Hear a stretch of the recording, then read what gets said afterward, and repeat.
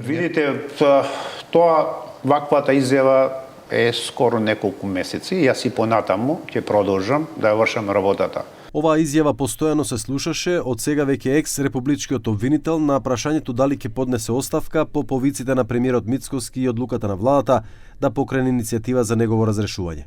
Но буквално само неколку минути пред почетокот на денешната собраниска седница, на која требаше да се расправа за предлогот за неговото разрешување и да ги соочи аргументите со јавноста, односно пратениците, Коцевски го смени мислењето. Поднесов неотповиклива оставка од функцијата јавен обвинител на Република Северна Македонија. Иако и сега се бранеше дека работел професионално, останува нејасно зошто Коцевски не почека со одлуката и да присуствува на собраниската седница за соочување на аргументите. Како и да е, неговата оставка е констатирана, а предлогот на владата е образложен со непрофесионализам на Коцевски, афери, неовластено изнесување на информации, крупни професионални грешки, нарушени меѓучовечки односи во обвинителството. Тој ќе остане запаметен и по тоа што се скара со првиот човек на вишето обвинителство Мустафа Хаирулахи, кој во меѓувреме поднесе оставка, а кој го застапуваше обвинението за случајот и судењето за бонусите на СЕО. Коцевски е критикуван и дека преку член на семејството во јавноста изнел доверливи информации, но и дека вршил притисоци врз обвинители за одредени случаи.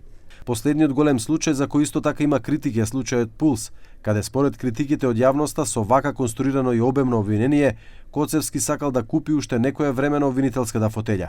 Како што е познато за овој случај, формирал тим од 15 обвинители, а во истрагата која заврши за само 2 месеци, според голем број на правници пребрзо, обвинети се 35 физички и 3 правни лица. Ваква концепција на обвинение е исклучиво, тоа неодговорно го тврдам, тоа сите што работиме го знаеме дека е исклучиво под притисок на јавноста. Знаете дека етапно се вршеа апсењата. Јавното обвинителство тргнало прво така како што тргнало во овој предмет и останува печатокот дека они тоа малку и маркетиншки и популистички го направија.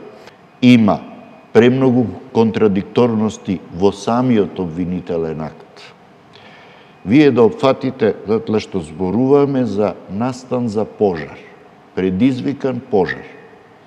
И вие да опфатите лица кои што апсолутно немаат пристап до тој објект во конкретниот период, кои што немаат превземено дејствие кое го предизвикува пожарот.